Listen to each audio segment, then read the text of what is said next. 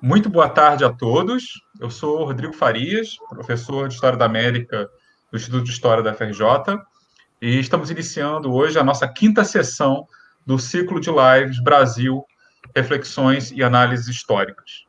E como a gente sempre faz, a gente começa com a apresentação da equipe e também falar um pouquinho em que consiste o nosso projeto. Então, agora eu quero mostrar para vocês, né, a outra coordenadora do nosso projeto, a professora Isabelle Mello.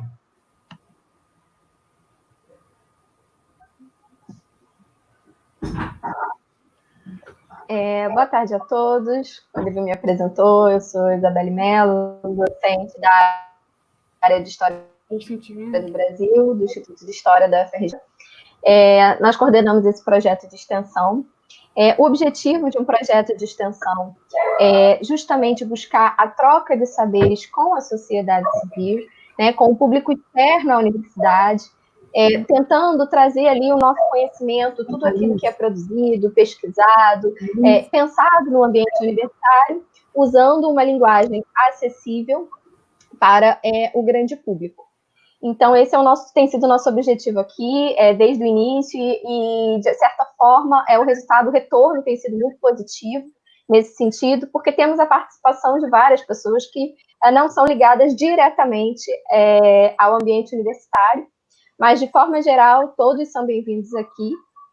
E outro fato muito importante, outra característica muito importante de um projeto de extensão é a participação do nosso corpo docente, aqui representado pela Ana Clara e pela Júlia Ramos, que acompanham todas as etapas do nosso trabalho e que participam ativamente, são responsáveis ali, como vocês, quem já assistiu outras lives, né, pode perceber que elas ajudam na seleção de perguntas, na leitura, em toda a idealização, divulgação, em todas as etapas do nosso processo de trabalho.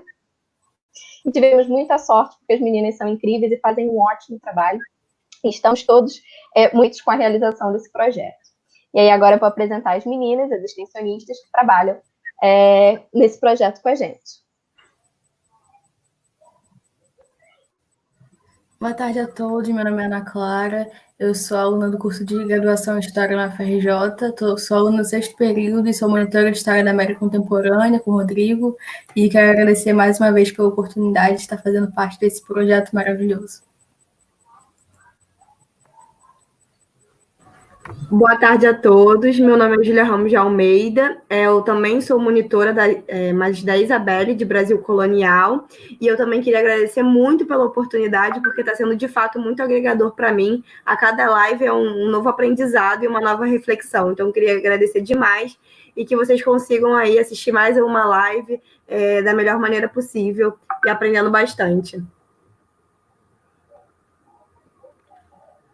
Bom, eu quero lembrar a todos que, sendo um projeto de extensão, ele é aberto não apenas no sentido de todos poderem assistir, né? Estamos sendo transmitidos tanto para o YouTube, para o canal do evento, Brasil, Reflexões e Análises Históricas, como também na página do Instituto de História da UFRJ no Facebook.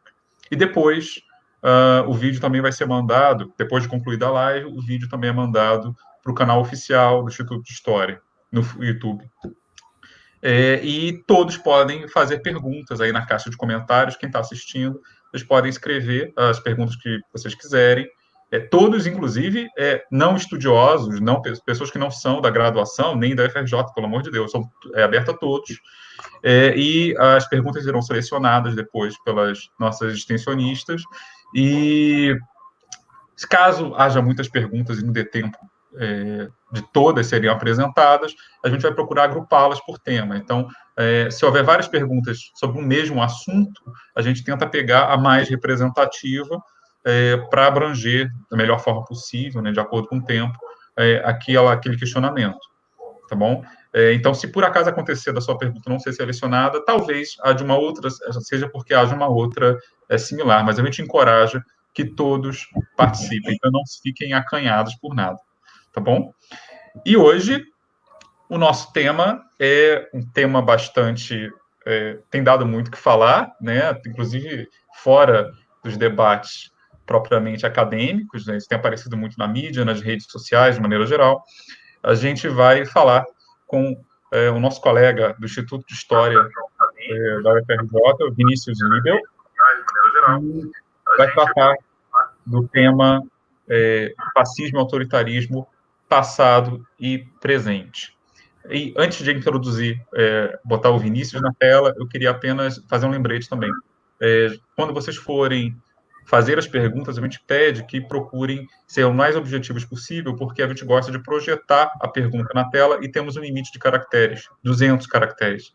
Então, por favor, ao contrário de um evento presencial, que às vezes a pergunta é precedida de uma longa exposição, né, aqui a gente precisa ir um pouco mais direto ao ponto. Então, ao fazerem as perguntas, tenham isso em mente, senão a gente vai ter que resumir as perguntas de vocês, e não é esse o nosso desejo. A gente gostaria, tanto quanto possível, de projetar na íntegra a questão que está sendo feita. Tá bom? E agora, eu vou apresentar a vocês o nosso colega Vinícius. Opa. Primeiramente, Vinícius, eu queria muito te agradecer por ter topado participar aqui do nosso ciclo de live. Seja muito bem-vindo ao nosso cantinho virtual. Enfim, dadas as boas-vindas, sem mais, né, eu te passo a palavra para falar sobre esse tema, fascismo e autoritarismo, passado e presente. Muito obrigado mais uma vez, e a todos vocês que nos assistem. Eu que agradeço, Rodrigo, agradeço a Isabelle também pelo convite, fazer parte desse evento virtual, né, de extensão. Como a Isabelle falou, tentar trazer então um pouco sobre o fascismo de uma forma mais tranquila, mais fluida para o público que não é bem da academia, né? Bom, dentro desse projeto, vocês me chamaram para falar sobre fascismo, né? É um tema que tem sido muito falado nas últimas semanas, principalmente, né? E que mostra a tristeza da nossa situação, né? Como é triste que essa live esteja tratando de um tema tão atual, né? E dessa forma, essas informações sobre o fascismo estão sendo cada vez mais requisitadas, né? É um termômetro dessa situação complicada, para dizer o mínimo, que a gente vive hoje no país, e que eu, pelo menos, não me lembro de ter tido tanta procura sobre o tema, né, sobre o que é fascismo, quais são suas características, etc., nos últimos anos, né? E o que acaba levando, claro, né, uma demanda por posicionamentos nossos, né, dos historiadores. Eu não sei se a coincidência também com a pandemia tem algo a ver com isso, mas a curiosidade natural sobre essas questões que surgem na arena pública parece aumentar ainda mais, né, com o isolamento. E a gente vê uma explosão de lives, explosão de vídeos, de textos, todos os sites de notícias, né? Inclusive, quando eu estava preparando o roteiro aqui para essa live, eu pensei, o que eu posso acabar trazendo de diferente, né, do que já está sendo tratado em todos os lugares, né? Mas, enfim, faz parte, né? Eu falo isso e faço parte também desse projeto, muito inspirado também na fala da primeira fala desse ciclo de lives, né, do João O'Hara, né, que argumentou, um abraço para o João, se ele estiver olhando, né, que argumentou, então, de uma forma que eu acho correta, né, que talvez a parte mais importante das nossas ações nesse nosso cotidiano hoje, cotidiano de fake news e de negacionismo, não seja a de um debate, de um confronto aberto, né, entrar em conflito com aqueles que não querem diálogo, né, mas o de produzir conteúdos como este, que estamos produzindo hoje, e disponibilizar para o público que tem interesse, o público que vai buscar, né? Então, com esse espírito que eu preparei, então, o roteiro, né, para levar mais ou menos por o seguinte caminho. Falar o que é fascismo, como ele surge, onde ele surge, né, na Europa, qual é o ambiente, qual é o contexto em que ele surge, qual é a experiência histórica do fascismo, né? Depois pensar as suas continuidades para trazer, então, até hoje na conclusão. Né? Bom, já o primeiro ponto, né, o que é fascismo, mostra a dificuldade que é da gente trabalhar com esse tema, de falar sobre o assunto, né? Quer dizer, parte das pessoas sabe o que é fascismo, né? Ou pelo menos tem alguma noção desse fenômeno, sabe o que é, quando aconteceu, etc. Né? Até porque o fascismo não está só na universidade, não está só nos livros. tá nas mídias, nos filmes, nos romances, né, nas lives, enfim, em toda a cultura popular contemporânea. Poucos temas, na verdade, em história contemporânea, acho que conseguem rivalizar em termos de espaço nas produções e mesmo na visualidade, né, dos produtos culturais com os fascismos. Então, grande parte das pessoas sabe o que é fascismo, sabe que é um fenômeno nacionalista, autoritário, que surge lá entre a década de 20, na década de 10 e 20, após a Primeira Guerra Mundial, está ligado com figuras históricas bem definidas, né? Benito Mussolini, Hitler, Franco, etc, etc, né? Mas mesmo assim, mesmo com essa bússola, ainda é difícil de definirmos o que é fascismo, né? E é difícil porque, apesar de sabermos o que ele é, não existe uma definição clara.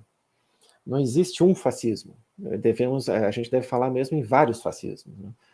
Aliás, ou a gente fala sobre fascismos, no plural, ou a gente busca sempre os seus nomes mais específicos, né, que remetem diretamente a realidades, a experiências, a histórias específicas, né. Então, em geral, a gente fala sobre o nazismo, sobre o falangismo, sobre o integralismo, etc., né. São variações únicas, elas são geradas com maior ou menor proximidade a partir de uma raiz da experiência histórica fascista, né, que inicia-se lá na Itália. E o que isso quer dizer, então? Quer dizer que o fascismo é um termo generalista. Quer dizer que fascismo remete a um fenômeno específico, aquele da Itália da década de 20, mas que inspira outros movimentos similares naquele mesmo período. E quer dizer também, por conta desse caráter de generalização, que a palavra fascismo pode ter uma aplicação bastante ampla, né? Não necessariamente precisa. Especialmente quando a gente está falando de fenômenos ou de ações, de pensamentos, de movimentos violentos e movimentos autoritários. Isso, claro, tem uma razão bem simples, na verdade, né? Os fascismos estão ligados diretamente a um período determinante da história recente mundial. É um período que se torna uma espécie de paradigma, que inicia um processo de reflexão sobre a própria humanidade, né? E, claro, isso tem consequências que sentimos ainda hoje, né? Mas qual que é esse ponto de virada, né? O que acontece ali na primeira metade do século passado? Esse ponto se refere, claro, aos traumas e às cicatrizes profundas que as duas guerras mundiais, né, os genocídios, que a violência causada na época, trazem para o centro da Europa, né? Isso tem uma importância fundamental aqui, porque, como a gente sabe, a violência, os genocídios, as guerras de eliminação, elas não surgem de repente, não surgem naquele período. Elas já existiam em todo o globo, né, no processo de dominação que os europeus promoviam sistematicamente havia séculos, né, sobre a América, sobre a África, sobre a Ásia, né. Mas isso ocorre no centro daqueles impérios, quer dizer, é uma guerra intestina, fratricida, daquilo que na época se chamava de civilização, né, que é ou seja, é uma consciência da brutalidade daquela violência que começa a ser abertamente desenvolvida lá, né, no centro da Europa. O Aimé Césaire, que é um poeta da Martinica, é um dos fundadores do pensamento pós-colonial, decolonial, ele fala, tem uma questão bem interessante que ele traz no seu discurso sobre o colonialismo, né? Ele fala, esses europeus são estranhos mesmo, eles promovem essa violência, esses genocídios há séculos contra os nossos povos, mas quando ocorre lá dentro e se chama nazismo, eles se sentem chocados, né? Quer dizer, tem toda essa questão de que a violência que acontece a partir dos fascismos, através dos fascismos, acontece exatamente no centro da Europa, né? E hoje, né, a gente tem uma consciência decolonial, uma consciência ligada aos direitos humanos também, mas naquele momento, no auge dos impérios europeus, no auge de suas violências, isso era bastante incipiente. Depois de 45, depois de toda a destruição da Segunda Guerra Mundial, que isso começa a surgir mais concretamente na Europa. O fascismo, então, está ligado totalmente para nós com uma espécie de consciência da violência, com essa inocência europeia perdida, digamos assim, né? E é claro que existia gente que já apontava para a brutalidade europeia, existiam aqueles que se proclamavam pacifistas, que discutiam a psicologia, a irracionalidade da violência, mas essas discussões não alteravam políticas, né? Não modificavam padrões, né? Na verdade, o que se via era um crescente mal-estar, uma percepção generalizada de que se vivia um estado de emergência constante, né? Para usar a frase do Benjamin. Essa percepção, essa cultura de exceção constante, ela vinha de digamos, de um susto generalizado com a brutalidade da Primeira Guerra Mundial, com a imagem constante de violência, com a guerra, e principalmente, né, com as paisagens urbanas da Europa, com o que se via nas cidades, né, a miséria, os vários mutilados de guerra, os veteranos desempregados. Quer dizer, é uma certa visão de quebra, né, de decadência. E é uma amostra de um quadro que, com diferentes especificidades nacionais, se observava em quase todo o continente europeu. Então, somava-se ainda a questão dos refugiados de guerra, que se tornavam um estorvo, né, para os Estados nacionais, a crise econômica que atinge, claro, naturalmente, os países europeus do pós-guerra. Enfim, é um quadro generalizado de decadência, que era completado ainda com um elemento que se torna central para um dos principais estudiosos do fascismo hoje, né, que se chama Roger Griffin, que é uma certa percepção de crise do Ocidente, dos valores europeus, né, sentidos como valores nacionais em cada país, daquilo que acreditavam ser, então, a civilização. Essa percepção de crise se refere àquilo que se reconhecia como a modernidade, né, que, entre outras coisas, cultivava a ideia de que a Europa carregava e desenvolvia um projeto voltado ao progresso inexorável da modernidade, né, da humanidade.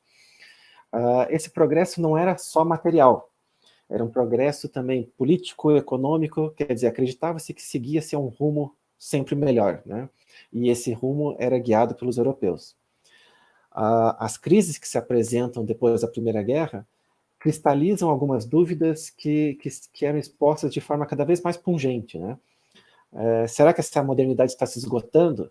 E se ela se esgotar, o que vem depois, né? A decadência? Será que a própria Europa vai acabar, vai chegar ao fim, né? Nesse sentido, nesse ponto de percepções de crise política, de econômicas, de crises morais, é natural que alguns observadores começassem a buscar por aquilo que, como Daniel Arão já levantou há alguns anos, a gente pode chamar de modernidades alternativas, quer dizer, uma modernidade que supra as falhas daquela modernidade que se mostrava decadente, né? Uma dessas modernidades alternativas já estava posta, né? Era a possibilidade do socialismo soviético, que já aparecia na Rússia, né, e que assustava aqueles que sentiam medo pelo fim da sua forma de vida, né? Isso era ainda mais evidenciado com as movimentações que os trabalhadores e socialistas começavam a articular nos países que haviam recém saído da guerra, né? Em particular na Alemanha, que vive um período de convulsão chamado de Revolução Alemã, e na Itália, onde os sindicatos e as organizações dos trabalhadores começam a pressionar o governo central. Existe, então, uma percepção de decadência do modo de vida europeu, né, e uma percepção de um perigo vermelho de outro lado, né, para usar o título do livro clássico do Rodrigo Pato Samota, né. Esse perigo vermelho, ele é teorizado na ideia da luta de classes, de uma decadência inevitável da classe dominante e que daria lugar a um novo sistema. Então vejam que a ideia de decadência surge de todos os lados, né, e pressiona todos os europeus. Eles estão acompanhando pelos jornais as mudanças no mundo, percebendo uma decadência e vendo tudo isso passar pela janela, né. O fascismo surge aqui, então, como uma espécie de resposta a essas duas questões, né? É uma resposta à decadência dos valores europeus, aquilo que se percebia como uma ineficiência da democracia parlamentar, né? Uma ineficiência em tomar decisões para evitar justamente essa decadência, mas é também uma resposta a essas pressões, aos medos de uma mudança completa que poderia surgir com uma alteração total do status quo, né, como tinha ocorrido, então, recentemente na Rússia, em 17. O argumento fascista aponta, então, não para uma manutenção de uma sociedade decadente, porque o passado recente não serve para os fascistas, para eles nada daquilo lá mais presta. Mas também não aponta para uma mudança radical como a socialista, uma mudança de sistema total. O que os fascistas viam na decadência vivenciada era uma oportunidade de renascimento, né, de uma nova ordem, de uma refundação da sociedade, e daí da sociedade italiana, da sociedade alemã, etc. Né? Uma refundação com vistas em uma era de ouro, um resgate de uma era de ouro. Né? Essa era de ouro seria um período que ainda não havia sido tocado pelas mazelas modernas, digamos assim. Por exemplo, nessa era de ouro idealizada pelos fascistas italianos, existia um César, existia um Augusto, um imperador, né, um homem forte que guiava seu povo pelos rumos da história. Né? E é preciso também que se sublinhe aqui o fato de que ele era um homem forte, né? Porque as mulheres naquele tempo dourado, antes da modernidade, ficavam em casa, geravam os filhos da Itália, os heróis, os guerreiros, né? Era um período em que a Itália se sobrepunha frente aos demais, não só pela grandeza de sua arte, ou pela filosofia, ou qualquer outra questão que eles se orgulhassem, né? Mas também pela violência quando eles achassem necessários. Os rumos da Itália estavam, então, intimamente ligados a esse líder, a esse homem forte. E ele entendia o povo, a missão daquele povo, né? Ele traduzia os anseios do povo e guiava esse povo pelo mundo. E daí aqui, a questão é o termo populismo, né? O termo populismo encontra aqui a sua forma mais básica de entendimento, né?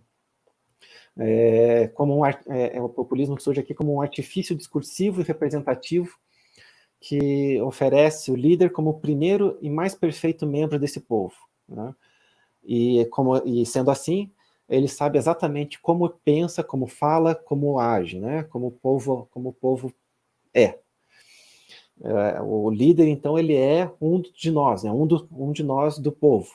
Né? Ele é o mais especial, né? Ele é o melhor de todos, mas ele é um de nós. E ele nos entende, então. Né? Ele sabe como age, por isso ele fala como a gente, eu entendo o que ele fala. Enfim, esse é o princípio da liderança forte dentro da doutrina fascista, digamos assim.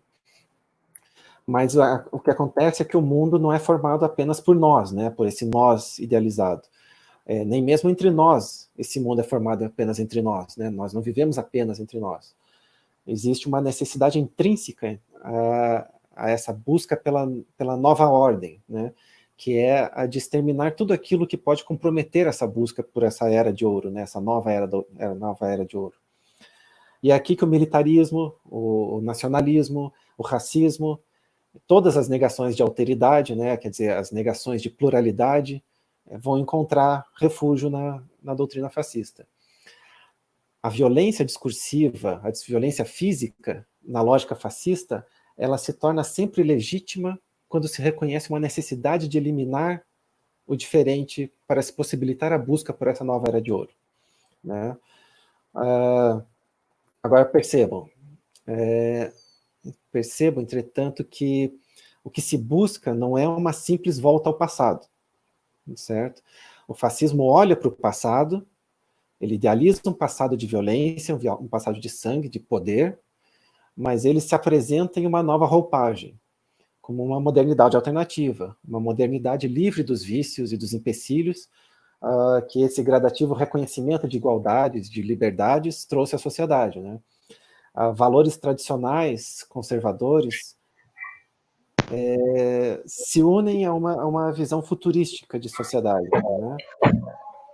Nessa visão futurística de sociedade, a ordem natural foi restabelecida, quer dizer, a ordem do protagonismo da nação, a ordem da harmonia promovida por uma autoridade, pela ausência de questionamentos. É essa naturalidade que retorna na prática fascista. Né? Percebam, então, que no entorno dessa ideia de decadência, todo um sistema discursivo e prático se estrutura, né? Os valores tradicionais e conservadores, a violência contra grupos e elementos considerados nocivos à comunidade do povo, muitas vezes considerados responsáveis pela decadência vivenciada, né? E daí vem o eliminacionismo, o fim da pluralidade, o nós contra eles dentro desse mesmo povo, né? E dessa disputa intensa e dessa disputa eterna entre nós e eles, decorre também uma moralização do campo político. Surgem, então, aquelas certezas absolutas, né? Por exemplo, nós somos inegavelmente melhores, né? Nós somos superiores, mais talhados para a condução da nação. Enfim, isso também tem um viés sexista, tá? Não é apenas a normalização de preconceitos contra homossexuais, por exemplo, mas também na normalização da ideia de padrões sexuais e de gênero. Homens, na visão fascista, são talhados para a condução pública do país. Mulheres seriam feitas para cuidar da casa, para cuidar dos filhos, né? E aí, aquele sentimento de medo, aquele sentimento de decadência, tem outro fator agravante, outra imagem que parece sempre confirmar que o mundo está ficando de ponta cabeça, né? As mulheres vão ganhando espaço, elas vão saindo do controle, né? A moralização do sexo, também representadas, a moralização do sexo, a moralização da defesa da família, a defesa da família patriarcal, falocêntrica, né? Então isso aqui é tudo uma representação de fatores sentidos como necessários para que a decadência seja contida. Quer dizer, isso precisa acontecer, uma moralização dos costumes sexuais, inclusive, para que os valores tradicionais voltem a conduzir a nação.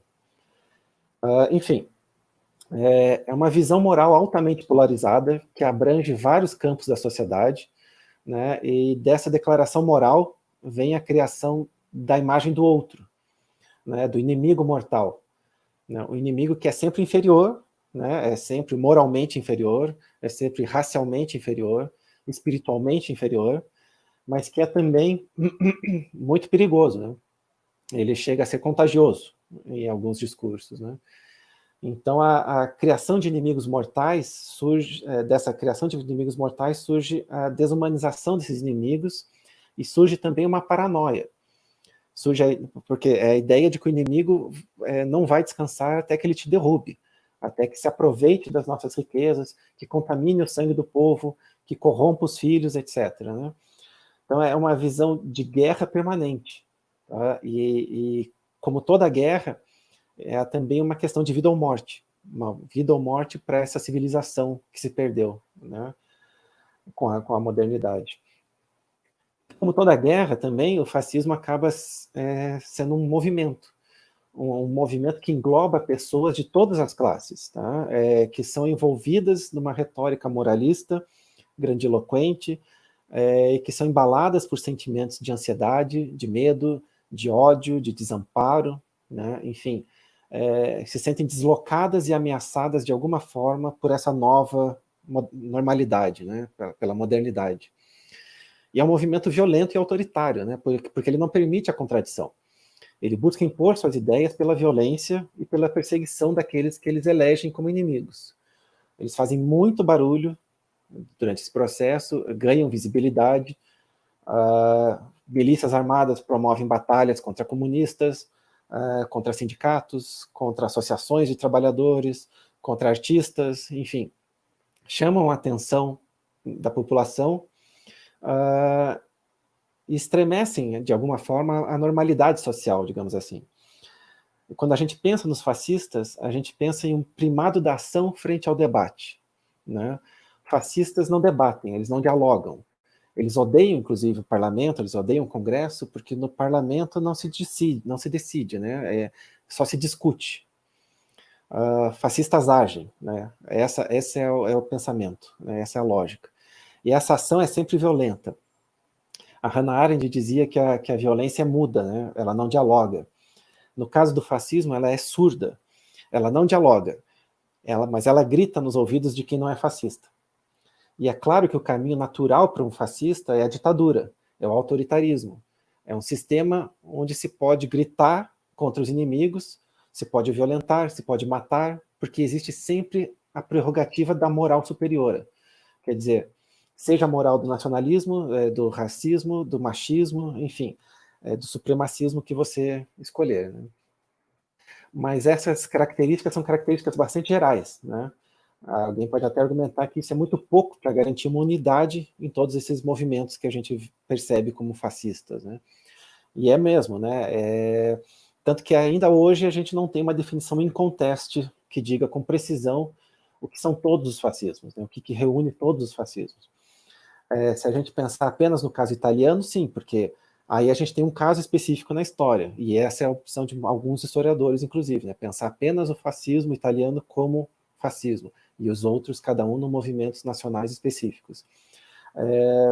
Mas uma definição que abranja todos os casos, todos os regimes, todos os movimentos, partidos fascistas, proto-fascistas, enfim, de influência fascista, especialmente naquela primeira metade do século XX, a gente ainda não tem esse máximo denominador comum, né? Só como exemplo, eu selecionei algumas das definições de fascismo feitas por estudiosos do tema, né? Norberto Bobbio, por exemplo, afirma que o fascismo é a antítese perfeita da democracia. Quer dizer, Bobbio está justamente focando nessa característica do combate à pluralidade, né? Da negação do diálogo. Um dos melhores livros sobre fascismo históricos, na minha opinião, é o do Michael Mann, chamado Fascistas. E nele, as características que ressaltam a sua definição de fascismo são o que ele chama de transcendência, quer dizer, uma ideia de homogeneização do povo, todos devem ser iguais, tá? Ou seja, uma luta constante contra o diferente, contra o contraditório.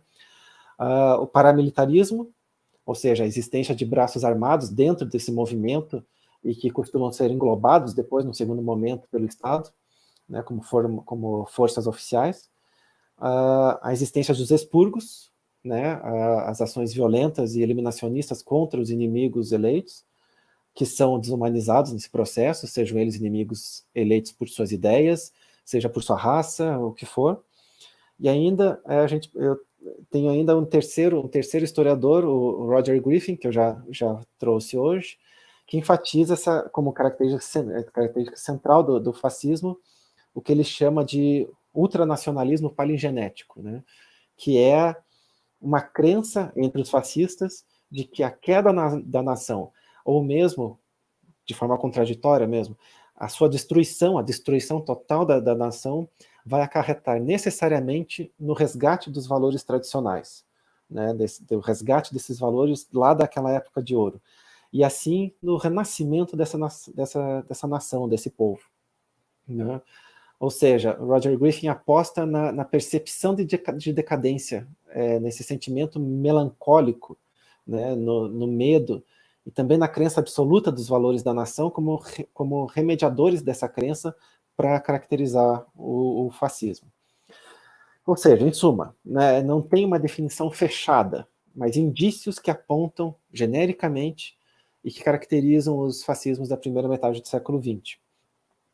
Talvez a definição mais sumária seja a do Emílio Gentili, né, que fala que o fascismo foi um fenômeno político moderno, nacionalista, revolucionário, antiliberal, antimarxista, organizado em um partido milícia, com uma concepção totalitária da política e do Estado, com uma ideologia ativista e antiteórica. Quer dizer, engloba quase todos, mas é uma definição também um tanto genérica. Tudo isso, vejam, são tentativas de definir o fenômeno histórico do fascismo, com foco principalmente naquele ponto, né, na primeira metade do século XX. Mas, como eu falei antes, os fascismos estão no centro de eventos definidores da história europeia, de certa forma, definidores da história mundial, né, que são a Segunda Guerra Mundial e o Holocausto. Ambas acabam servindo de balizas, por assim dizer, para atos de violência que acontecem nas décadas seguintes. O fascismo é derrotado na guerra, em 1945, quer dizer, esse fascismo é o fascismo histórico. Ele deixa os holofotes do campo público. E aí a gente precisa começar a pensar também em outras formas de fascismo, né, em outros usos da palavra fascismo, que seriam continuidades dos anos em que os regimes fascistas estiveram no poder, mas também de uma cultura de exceção, né, uma continuidade de uma cultura de violência que vinha sendo gestada desde antes da Primeira Guerra Mundial. Primeiro porque, vejam, o fascismo foi derrotado na guerra, mas os fascistas não eram só Mussolini, Hitler, Himmler e as turmas deles, né? As pessoas que faziam parte da elite partidária fascista, nazista, etc., elas não desaparecem completamente. Os líderes principais são mortos, são presos, são julgados, mas o pensamento fascista, as práticas, né, e muitos daqueles que estavam ligados ao partido e ao regime fascista, eles continuaram vivos e atuantes, né? Um exemplo claro disso é o processo de desnazificação que aconteceu na Alemanha Ocidental. Ao final da guerra, a exemplo do Tribunal de Nuremberg, que julgou os principais nazistas no pós-guerra, outros tribunais foram montados. E parte da população foi julgada por sua participação no regime nazista, né? Em um certo momento, os responsáveis por essa política de denazificação, ou seja, os representantes das potências ocidentais vitoriosas, os Estados Unidos, da França e da Inglaterra, eles chegaram à conclusão de que não seria possível administrar uma Alemanha Ocidental sem os ex-nazistas, né? Então, eles promovem uma política de relaxamento nos julgamentos.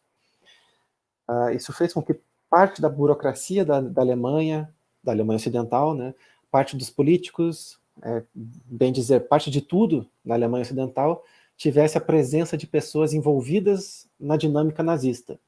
E ainda, no caso dos mais jovens, que também foram criados e educados sobre o regime nazista. Ou seja, era uma geração que havia sido educada nas escolas nazistas, frequentaram a juventude hitlerista, participaram das instituições próprias daquele Estado totalitário. Tudo isso tem um papel muito grande no silêncio que se segue à queda dos fascismos, especialmente na Alemanha, né? Na Itália foi um pouco diferente. A transição da ditadura fascista para a democracia teve um processo, digamos, extrajudicial, né? Onde os partisãos julgavam e executavam à revelia da justiça os membros proeminentes do regime nazista. Além dessas execuções, a Itália teve uma anistia geral, né, um processo que permitiu uma espécie de assentamento da questão fascista no pós-guerra.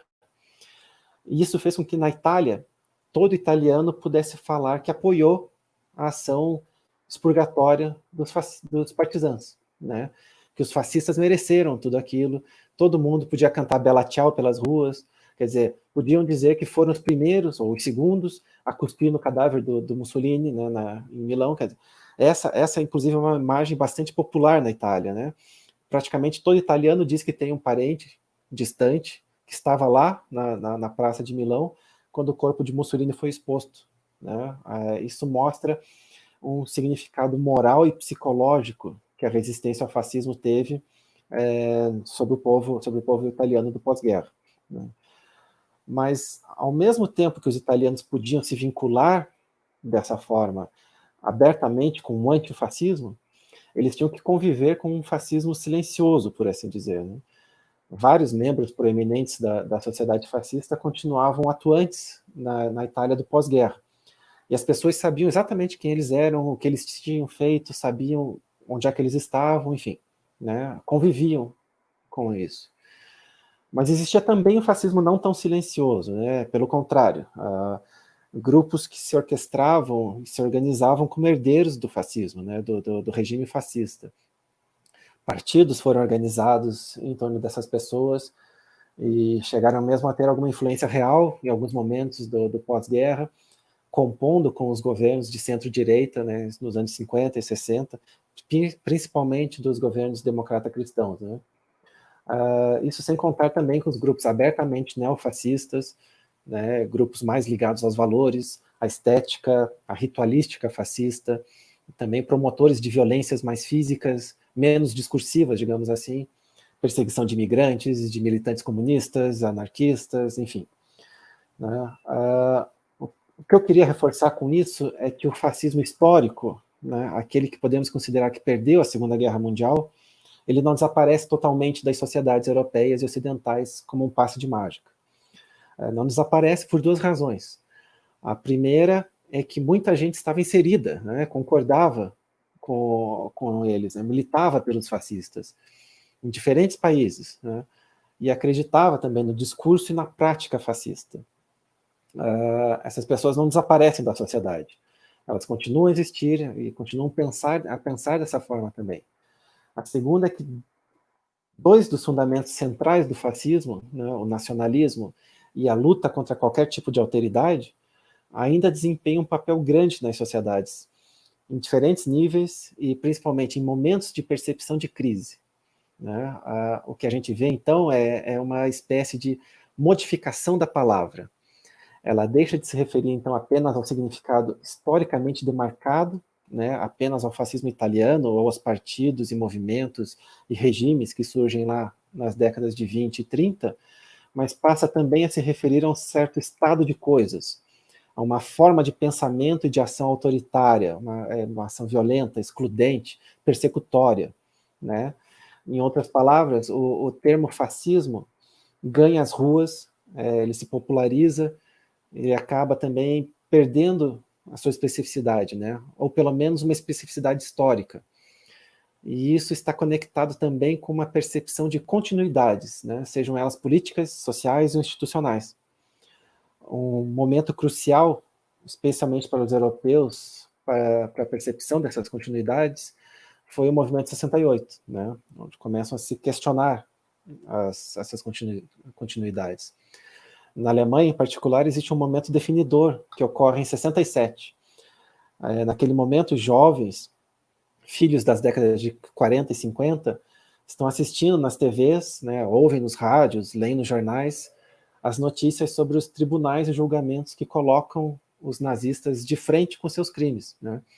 Em particular, os julgamentos de Eichmann, que acontecem em 1961, e os julgamentos de Auschwitz, que acontecem em Frankfurt em 65. Esses julgamentos, que são amplamente noticiados, eles colocam em evidência os crimes nazistas e provocam questionamentos naqueles jovens sobre o papel dos seus pais naquilo tudo, né? Como eles participaram, como eles aceitaram aquela forma de pensamento, aquelas ações, né? Onde eles estavam. Particularmente nas universidades, essas perguntas começam a mover os estudantes a debates amplos, né? A questionamentos de sua própria posição diante de um passado, diante de uma herança fascista e de suas continuidades. Os protestos estudantis contra manifestações dessas continuidades começam a surgir, então. E em um deles, em particular, que aconteceu contra a visita do Shah Reza Pahlavi em Berlim, acabou com uma repressão brutal dos policiais contra os estudantes. E nessa ocasião, um estudante chamado Benno Ohnesorg foi morto por um policial com um tiro a queima-roupa. Né? O que se segue, então, é uma discussão sobre o passado, né? Sobre as heranças da violência fascista, a desumanização dos alvos de repressão, que fazem com que os policiais em serviço se vejam em uma situação na qual a morte de um elemento reconhecido como não alinhado, ou não conforme a uma sociedade homogênea e ordeira, seja justificada por si só, né? Quer dizer, é permitido para o policial matar, porque não se enquadra naquela ordenação, né? E é uma discussão que dura décadas, não acaba ali naquele momento. Naquele momento, na verdade, a sociedade da Alemanha Ocidental se volta contra os estudantes.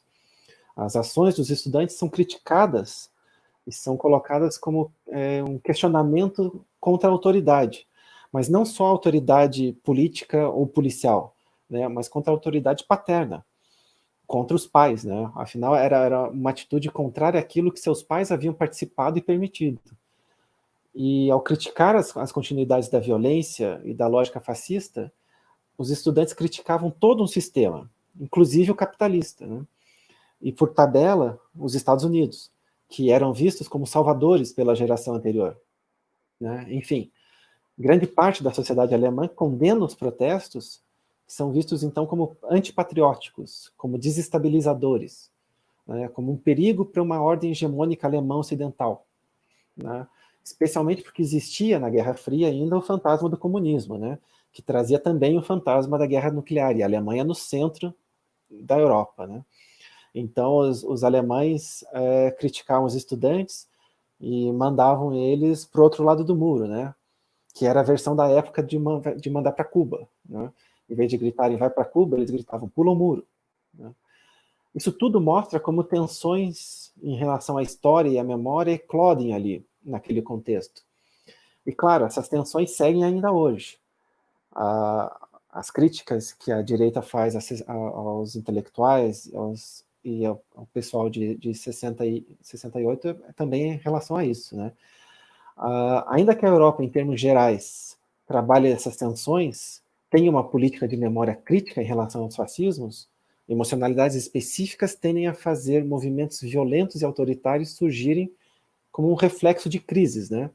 Como uma percepção de decadência. E voltamos, então, a essa questão da decadência, né? Também uma percepção de cansaço, de traição, de frustração, né? Não só na Europa. Em estudos sobre a ascensão dos movimentos extremistas de direita nos Estados Unidos, a partir do Tea Party até a ascensão de Trump, a socióloga Arlie Hochschild cunhou uma expressão que mostra bem o enquadramento emocional que envolve essa leva atual dos populismos de direita, né, como são normalmente designados. Ela diz que essas pessoas que se alinham a esses movimentos se sentem como estranhos em sua própria terra, quer dizer, traídos pelos políticos e pelo governo, passados para trás, né, excluídos de alguma forma, né? Então, já encaminhando, né, o que separa, então, esses sentimentos sentidos por essas pessoas hoje daqueles sentidos das pessoas na década de 20? Né? A primeira coisa é a história. Né? A história não se repete. As pessoas, os contextos, as técnicas, as violências são diferentes, né? São historicamente demarcadas. Também a memória do fascismo, né? Que de alguma forma separa esses dois momentos, né? Já que, em geral, assume-se como uma posição inaceitável hoje declarar-se fascista ou nazista, né? É claro que isso acontece e que existem grupos neofascistas, neonazistas, neointegralistas, etc. Mas no campo público mais amplo, eles não estão, em geral, em uma posição de destaque ou de poder, né? Eles podem ser, sim, instrumentalizados por governos conservadores ou ultraconservadores na promoção de violências específicas, né? Essa instrumentalização de movimentos neofascistas, inclusive, de indivíduos dispostos a uma violência física mais forte, é verificada em vários países, né? Essas manifestações têm o poder de chamar a atenção para pautas conservadoras, né? Tem o poder de chamar a atenção para pautas nacionalistas, etc. Envolve-se, então, uma gama de discursos e de posições em um movimento mais amplo, né, populista, e apresenta-se, então, como uma ponta de lança essas facetas violentas, essas facetas fascistas. É a violência, a ação, é o recado dado, né, que se coloca. Né? Eu lembro sempre de uma palestra que eu vi há alguns anos, de uma professora que perguntava para a plateia se as ruas estão lá gritando, né, que esses movimentos em torno de Bolsonaro, no caso, né, se esse movimento é um movimento fascista, nós, na universidade, na Torre de Marfim, a gente não deveria dar ouvidos a isso, né? Será que nós não deveríamos considerar esse povo fascista? A gente também precisa lembrar que o outro lado da rua está gritando que os outros são comunistas, né? Então, nós, na universidade, na Torre de Marfim, devemos também considerar que isso está certo, ou não. Né? A gente está vendo, então, um embate entre fascistas e comunistas. O uso dessas palavras como jargão difamatório, como xingamentos, como denúncias, né, está muito mais ligado a quem profere ela do que a quem ouve. E aí a gente tem uma medida de valores. Né? O fascismo acaba sendo entendido como o oposto mais fundamental da democracia, né, por seu caráter autoritário, monolítico, sua posição contra a pluralidade, conservador, violento. E aqui a democracia também acaba sendo também um entendimento mais amplo, né, que não se restringe ao termo técnico do sistema de escolha através do voto, né, dos governantes, mas engloba também a ideia de envolvimento das minorias, de todos os segmentos sociais, não apenas nas eleições, mas também nas vivências cotidianas, né, do fazer político, na liberdade que está vinculada a tudo isso. Né. Para finalizar, então, pensando em tudo isso que foi falado, é possível, então, se falar em fascismo hoje? Porque, como eu falei, existem diferentes fascismos, né? Existem diferentes fascismos daquele histórico, e que envolvem técnicas, envolvem valores, estéticas, ações que apontam também para continuidades específicas, tanto no substrato mental, né, no substrato emocional da população, quanto nas instituições democráticas que passaram por movimentos fascistas, regimes autoritários, ditatoriais, ou mesmo naquelas que não passaram, como os Estados Unidos, né? Existem resquícios culturais, ideológicos, memórias mal ou não trabalhadas de regimes autoritários, racionalidades instrumentais de repressão. Tudo isso compõe um caldeirão mental e emocional que se vincula de alguma forma com o fascismo. Mas também é preciso ter consciência disso, né, de que a vinculação ela é indireta, ela é incidental. No fundo, nós utilizamos o termo fascismo, em parte, por não entendermos muito bem o que está acontecendo hoje. E isso também é normal. Não somos apenas nós que estamos tentando entender esse estado de coisas, né? O homo bolsonaros, que o Renato Lessa tem caracterizado de forma brilhante nos últimos textos, quer dizer, o militante bolsonarista também está tentando se entender, né? Qual é a função da violência? Da negação constante, da destruição, do sucateamento, né? Do choque, né? Dessa espécie de totentans, né? que é dessa dança macabra, que chama para dançar diferentes pessoas por diferentes motivos, né? Para onde ela vai? Quer dizer, podemos até mesmo estar caminhando para uma forma de regime fascista, ou neofascista, ou pós-fascista, mas para que isso não aconteça, né, parece um jargão, mas é necessário resistir, né? E aí não é o termo fascismo que ganha inteligibilidade também, mas é o termo antifascismo, né? É na contraposição cotidiana àquilo que, de forma mais geral, a gente denomina fascismo. Quer dizer, na ideia de ser contra o autoritarismo, contra a violência, contra a discriminação, contra a objetificação ou a desumanização do semelhante, mas também com questões propositivas, né? A favor da democracia, a favor da pluralidade, pelo reconhecimento de todos os grupos sociais como dignos, a favor dos direitos humanos. Quer dizer, mesmo entendendo o fascismo em termos genéricos, para defender o que nos resta de democracia e ampliá-la, é preciso se posicionar contra, né? E aí, o que pode nos salvar, né, podemos dizer assim, é uma militância constante, antifascista e pela democracia. Tá bom? Obrigado pela oportunidade, Rodrigo, e é isso.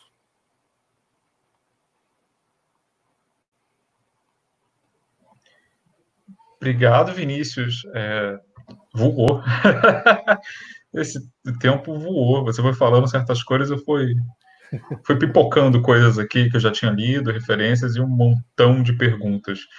Bom, eu vou usar minha prerrogativa de coordenador do evento e fazer a primeira, que é a seguinte. Logo no começo da fala, você citou o Aimé Césaire, né? Você falou, se eu me recordo bem, me corrija se eu estiver errado, você falou sobre ter sido feito na Europa coisas que eram feitas nas colônias, né? Então, a minha pergunta é a seguinte, seria legítimo a gente dizer, então, que o horror que o nazifascismo, né, que geralmente as pessoas separam, né, embora o fascismo geralmente se considere o nazismo uma variedade desses muitos fascismos. O horror que se tem ao nazifascismo teria dependido, então, de quem era a vítima, quer dizer, se é branco ou não branco, longínquo, fora dos grandes centros do mundo dito civilizado, entre aspas, ou nas colônias, quer dizer, eu posso fazer a mesma coisa, sei lá, na Namíbia, aliás, colônia alemã, ex-colônia alemã.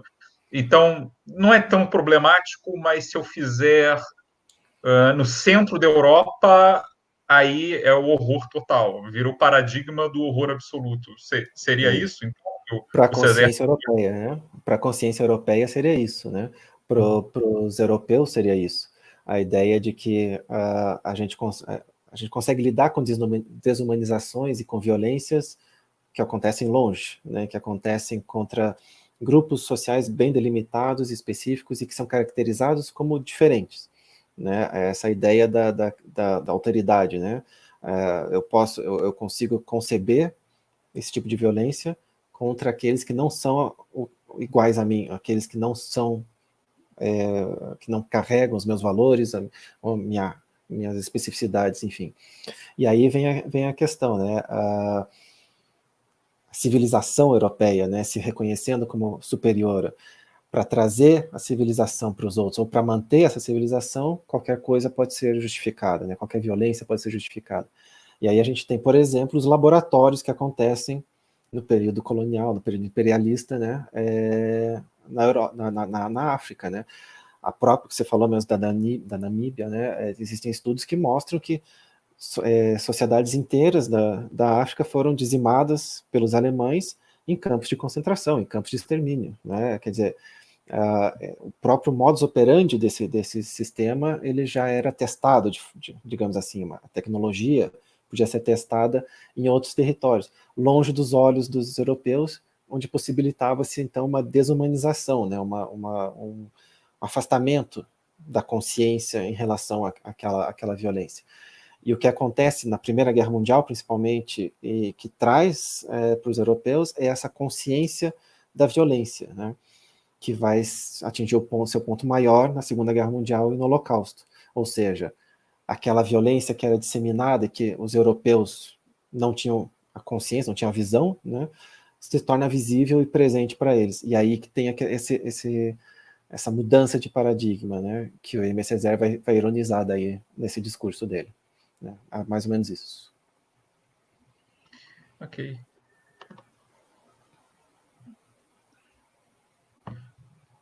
Bom, então, já abri, na verdade, o bloco de perguntas e respostas, né? Já está oficialmente aberto com a minha pergunta, e agora a gente vai passar com perguntas do público, né? Que vão ser lidas pela nossa querida Júlia, que está com a conexão mais estável.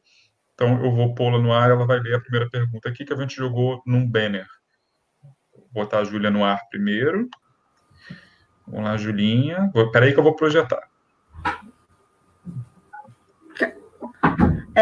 Bom, vamos para a primeira pergunta. Na sua opinião, quais os verdadeiros gatilhos que despertaram o fenômeno fascista no Brasil? Bom, estamos pensando, então, imagino que atualmente, né, pensando esse fascismo genérico que nós vivemos hoje, né? Bom, acho que o que trouxe à tona, provavelmente, é a primeira as crises que são econômicas, né, aprofunda-se a crise econômica, crise moral, crise política, enfim, uma série de situações críticas que se aglomeram e que trazem uma percepção também, como eu coloquei na fala, de decadência, né, de traição. E aí eu trago também essa ideia da Rothschild, né, que é a percepção de certo grupo social, de certas pessoas, de indivíduos que se percebem traídos pela esperança, né, digamos assim, traídos pela situação atual. Quer dizer, elas começam a perceber que toda a situação que é desenvolvida nos últimos 20 anos aí, da democracia, para tentar modificar a situação brasileira, para trazer alguma forma de bem-estar, alguma forma de desenvolvimento, alguma forma de melhorias financeiras, econômicas, etc. Tudo isso foi feito aparentemente de uma forma a deixar aquelas pessoas, aqueles grupos sociais para trás. Né? Pensando nesse estudo da Rothschild nos Estados Unidos, ela fala muito sobre a consciência dos indivíduos do Tea Party, de que minorias passam à frente deles, que imigrantes passam à frente deles, que, enfim, vários grupos sociais que eram vistos antigamente como grupos secundários, como elementos secundários da sociedade, começam a passar à sua frente. E quando chega uma crise econômica, eles veem aquela situação ruir, né? Quando existia uma certa estabilidade ainda, era possível ver aquilo de uma forma positiva, né? Mas quando eles são atingidos economicamente, são atingidos naquele turbilhão da crise econômica, essas ações começam a ser vistas como uma traição do Estado em relação a eles. E a traição do Estado precisa ter, então, o bode expiatório, né? Quem são os bodes expiatórios? No caso dos Estados Unidos, os imigrantes. Né? Aqui no Brasil aparecem vários, entre eles um partido político, né, que estava no poder, o PT, a corrupção que nunca existiu antes no Brasil começa a ser apontada, elementos da sociedade começam a ser apontados como elementos também de decadência moral, a crise começa a se estender, de repente você tem ideologia de gênero, enfim, você começa a agir, a perceber uma série de problemas na sociedade que são arrebanhadas por essas pessoas e que levam à desumanização desses inimigos. Né? Então, esse ressurgimento, digamos assim, desse sentimento fascista, né, em termos gerais, ele vem muito em decorrência das crises, das várias crises, né? E daí essas crises precisam ter um bode expiatório. Que também tem isso, né? Nunca existe, nunca é culpa do fascista também, né? A situação toda acontece por culpa sempre dos outros, né? É mais ou menos isso. São as crises que atingiram o país nesses últimos tempos, né?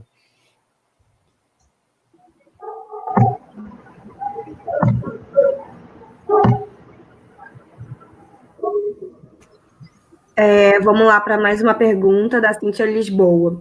Tem uma dúvida. Por que não surgiu uma forma de nazismo nas regiões do leste europeu, tendo em vista o grande nível de antissemitismo nessas regiões? Na verdade, surgiu. Vários movimentos apareceram no leste europeu, quase todos os países tiveram algum movimento, algum tipo de manifestação fascista no período dos anos 20 e 30, né? A Hungria teve, a Hungria inclusive tem hoje um dos movimentos mais fascistas da Europa. A Polônia, e hoje a Polônia tem um partido de extrema-direita no poder que está inclusive promovendo novas perseguições, novas visões de exclusão mesmo, de parte da população, especialmente os homossexuais, quer dizer, uma perseguição baseada também no catolicismo. Tá? Então, existiram, aconteceram, só que o que acontece? Alguns não chegaram a ter uma proeminência nos seus países. A Inglaterra também teve, por exemplo, e não chegou a ter uma proeminência no seu país, e são ofuscados, né? São ofuscados pelos dois principais, o alemão e o italiano, e também pelos portugueses, pelos espanhóis, enfim. Eles existiram, mas o que acontece é que a historiografia que a gente tem, em geral, lidado, ela não privilegia esses movimentos que surgiram no leste europeu. Mas existiram, sim, manifestações fascistas também nessa região.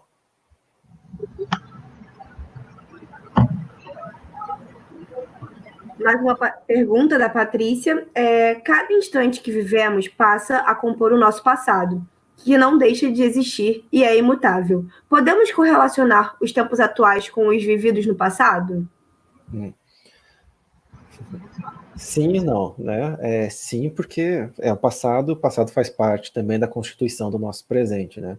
Mas não porque cada momento é específico. Eu tinha um professor na graduação que ele falava toda a aula, o passado está morto e enterrado, né? Ele está lá, o que interessa, o presente é outra coisa. O que a gente tem no presente são narrativas, memórias, enfim, interpretações desse passado. Nesse sentido, sim. Nesse sentido, o passado faz, sim, parte do nosso presente. Mas são momentos diferentes e contextos diferentes também.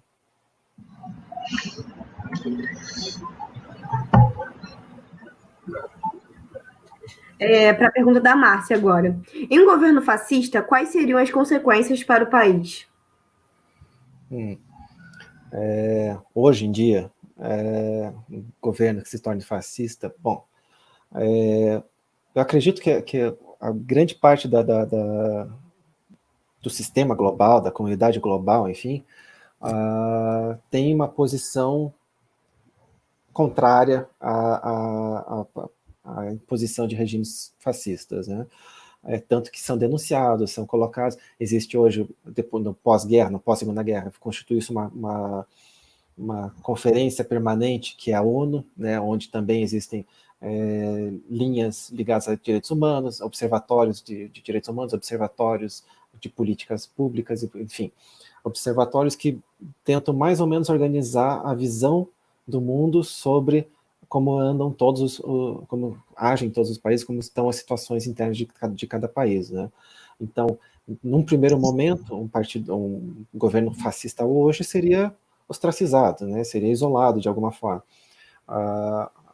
Dentro da Europa, por exemplo, existe na comunidade europeia regras que estabelecem graus de autoridade, de autoritarismo que começam a crescer em alguns regimes. Esses regimes começam a receber sanções, começam a receber ameaças de serem excluídos da União Europeia, enfim. Existem mecanismos hoje que excluem esses países. Acredito que seria mais ou menos por aí a situação desses países no contexto global, né? Epa! Agora a pergunta da nossa professora Lise, que apresentou a live semana passada. Pergunta: o processo de desnazificação, quais foram os limites e como afetar o negacionismo, comparado ao fascismo italiano, por exemplo? E como isto poderia ser comparado com as comissões da verdade na América Latina? Isto é, como fazer o debunk das narrativas negacionistas? Boa pergunta. Bom, o processo de desnazificação ele tem uma questão muito mais ligada às continuidades das instituições e das pessoas dentro daquelas instituições, né? Ou seja, você enfraquece um pouco, claro, quando há essa conformação, esse assentamento no processo de desnazificação da Alemanha Ocidental, você também assenta um pouco a gravidade do nazismo, né? Você diz, a mensagem mais ou menos é que, ok, foi ruim, mas não tanto, então vamos voltar ao trabalho, né? É mais ou menos esse processo que essa desnazificação falha passou para a população. Mas em compensação também, a questão especificamente do negacionismo, ele não tem uma ligação direta, porque o que a gente tem, então, é um silêncio da sociedade alemã, que vivenciou, que sabia o que tinha acontecido, etc. O negacionismo, por exemplo, no primeiro momento, ele é muito mais forte na França do que na Alemanha, por exemplo, né? Porque quando começam a surgir as notícias dos campos de concentração, os franceses começam a discutir, será que isso é verdade? Os colaboracionistas, principalmente, né? Será que isso é verdade? Eu acho que isso é mentira. Eles estão falando isso para não só destruir a honra dos nazistas, mas também de nós aqui, de Vichy ou dos colaboracionistas, né? Enfim, esse negacionismo começa a surgir, então, também como uma forma de escusa, né? Como uma forma de dizer, não, isso não aconteceu, isso aconteceu apenas para justificarem a composição do inimigo, né, para justificarem a aniquilação dos nazistas. Na Itália, como eu falei, esse processo ele é mais catártico em um sentido, mas também ele é um processo de assentamento, né? A questão das comissões da verdade e aqui na América Latina, etc., eu não sou especialista na área, né, mas eu acredito que a relação que a gente tem ao comparar esses dois processos, é de que a memória não tratada, a violência extrema dos regimes que não são tratados, não são depurados pela memória, que não são depurados pela própria sociedade, elas tendem a viver num substrato muito maior, né, abaixo do campo público, mas eles tendem a ganhar um campo muito maior nesse substrato do que teriam num processo de depuração, né? Uma depuração, ela diminuiria muito as possibilidades dessa memória favorável ao fascismo, ou à violência, etc., se proliferarem, né, em outros momentos futuros, né?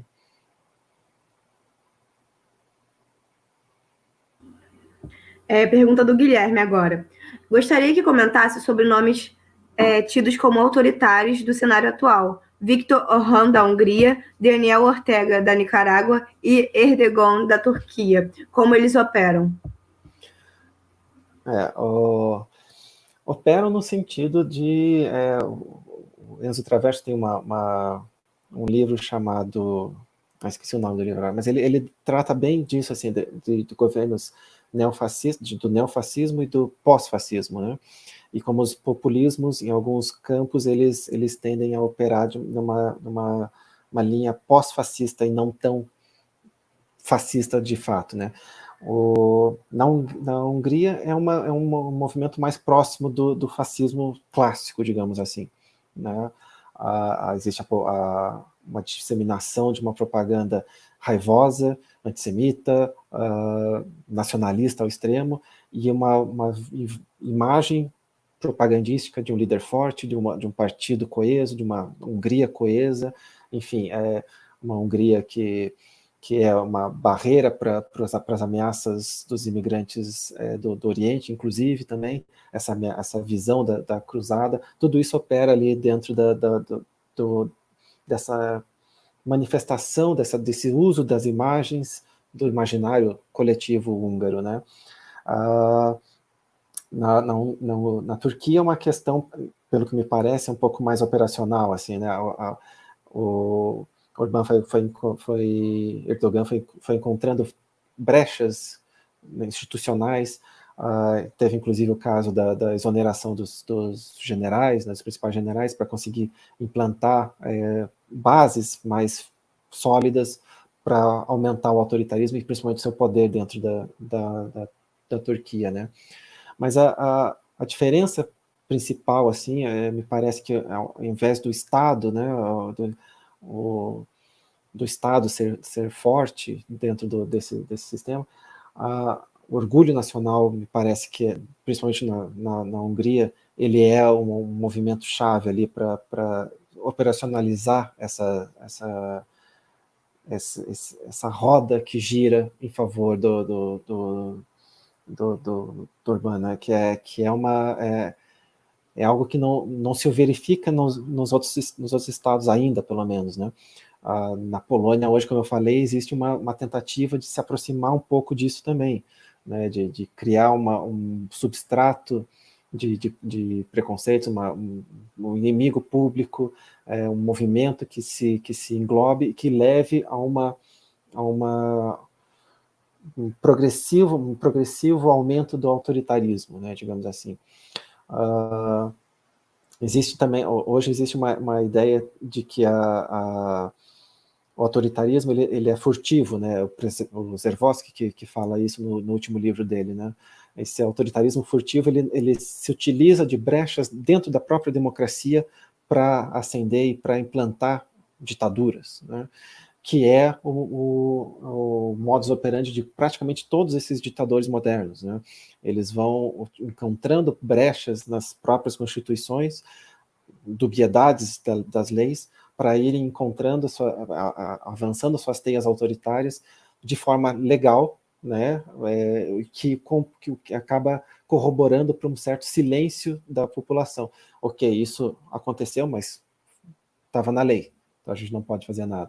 E assim o autoritarismo vai aumentando o seu nível até que se estabeleça como uma ditadura de fato, que é o que acontece, principalmente na Turquia e na Hungria, né?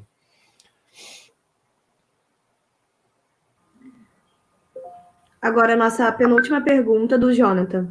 Vargas poderia ser classificado como um fascista? Qual seria a diferença entre um regime fascista e uma ditadura militar?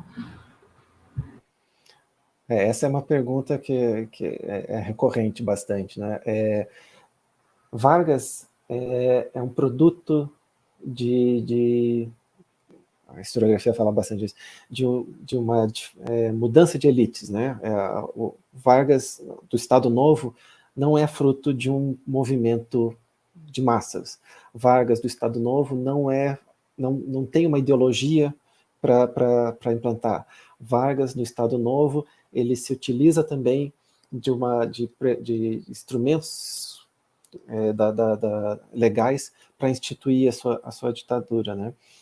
O integralismo, que era o fascismo brasileiro na época, faz um acordo, né, apoia Vargas na implantação do Estado Novo e acreditava que isso faria parte da nova ordem, porque se acreditava que essa nova ordem seria uma ordem integralista, seria uma ordem fascista, né?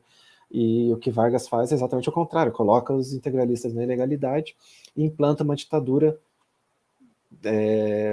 tradicional, digamos assim, né? Uma ditadura que se assemelha mais a uma tirania do que a um fascismo, né? Existia tortura, existia violência policial, etc., mas não existia uma movimentação de massas. Isso vai acontecer, por incrível que pareça, né, mais na segunda metade do Estado Novo, já na decadência, já na implantação na inserção do Brasil na Segunda Guerra, etc. Quer dizer, mas não existem os mecanismos básicos dessa caracterização como uma ditadura fascista, né?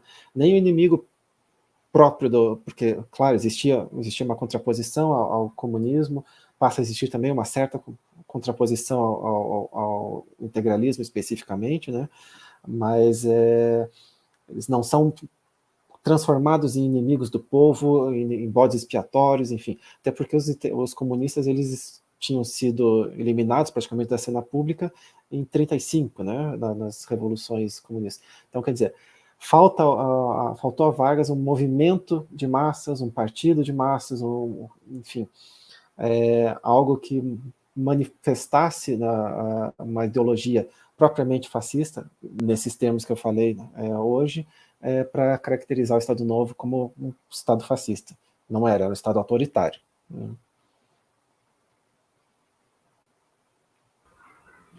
Vamos para a última pergunta, que é do Renato. Não havendo diálogo possível com o fascismo, como enfraquecer sua presença em uma dada sociedade, bem como a transmissão de seus valores para as gerações seguintes? Como eu coloquei no começo, né? Inclusive inspirado na fala do João O'Hara, né? Na primeira fala desse ciclo de lives. Se não é diálogo com fascistas, pelo menos a gente tem diálogo com aqueles que não são fascistas, né? E essas pessoas são as maiorias. Como eu falei, o fascismo, de fato, é uma minoria bem minoritária.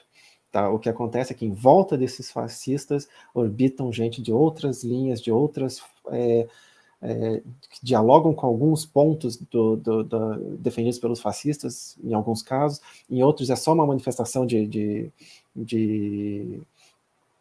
medo, de desamparo, de desespero, enfim, mas que orbitam ali em volta. Quer dizer, é uma pergunta que sempre se coloca, né? Será que o tio do WhatsApp, né, que sempre responde tudo como e o PT, será que essa pessoa ele é fascista?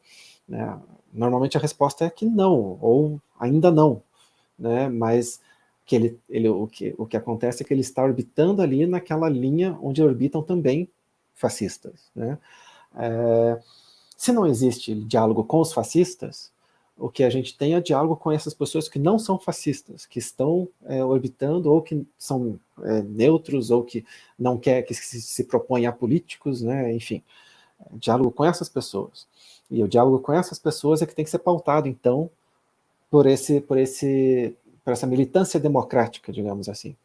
Né? É a partir desse diálogo, que é a produção desse tipo de diálogo, produção desse tipo de conteúdo para disponibilizar também na internet, como a gente está fazendo aqui. É esse tipo de diálogo que ajuda a manter a saúde de uma democracia, né? O silêncio ou simplesmente o confronto direto com fascistas, esses dois caminhos é que são infrutíferos, né? Não tem como sair dessa situação. Agora, quando a gente se abre para outros campos, para outras pessoas, não foca só no combate aos fascistas, aí a gente tem uma possibilidade do fazer junto, né? de aumentar a democracia, de trazer esses valores democráticos, humanos, etc., para o centro do campo político, né? Inclusive para as próximas gerações.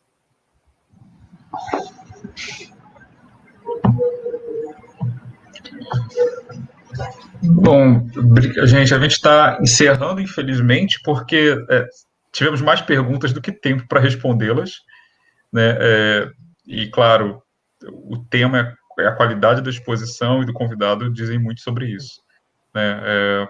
É um tema, como todos os temas que a gente procurou trazer nesse ciclo de lives, a gente tentou formulá-los de maneira a que não fossem apenas temas históricos no sentido do senso comum, de coisas do passado que talvez não tenham mais relevância, mas coisas que dialogam, às vezes dialogam profundamente, como eu acho que o de hoje isso está muito patente, né, com a nossa experiência, com as nossas inquietações, nossas aflições e angústias nesse mundo. Então, eu agradeço profundamente a você, Vinícius, por você ter vindo aqui falar, a gente falar com tanta clareza, falar com tanta objetividade sobre um assunto que pode ser muito complexo. É complexo até na academia, que dirá, então, para trazê-lo numa linguagem mais aberta, né, mais acessível a todo mundo. Te agradeço muitíssimo por isso.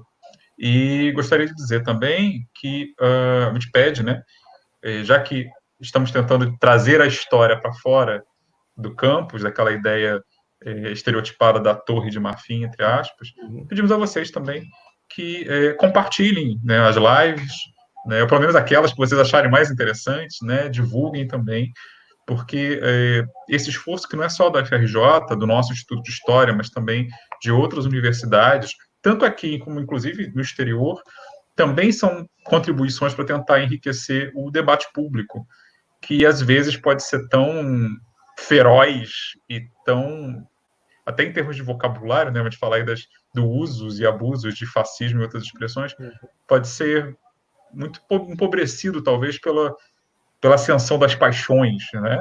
Tentar debater coisas na internet, coisas que viraram o principal meio para isso, isso não é muito fácil, você tem que ter a alma blindada contra as pancadas e pedras e alfinetadas que se vai levar, não importa muito o que você diga. Né? Então, Vinícius, em particular, eu te agradeço muitíssimo por ter vindo aqui e ter falado tão bem, né, sobre esse tema tão complexo. A gente vai continuar, ainda temos mais 3 lives, essa é a 5ª sessão pela frente, a gente vai até a primeira semana de agosto e contamos com todos vocês que estiveram conosco hoje e nas outras semanas para continuarem nos acompanhando e usando aí o exemplo da família da Belle também. Convidem seus primos, seus amigos, seus cunhados, seus amigos de grupo de Zap, especialmente aquela galera muito feroz, né? Muito exaltada. Convide todo mundo, porque isso é um grande debate que envolve a todos. Não pode envolver só quem está na academia, não pode envolver só quem está atrás de um diploma. Tem que envolver todo mundo. Né? É o bom de uma pandemia que a gente pensa na coletividade o tempo todo, porque não adianta só eu tomar meus cuidados se meu vizinho ou meu familiar não faz.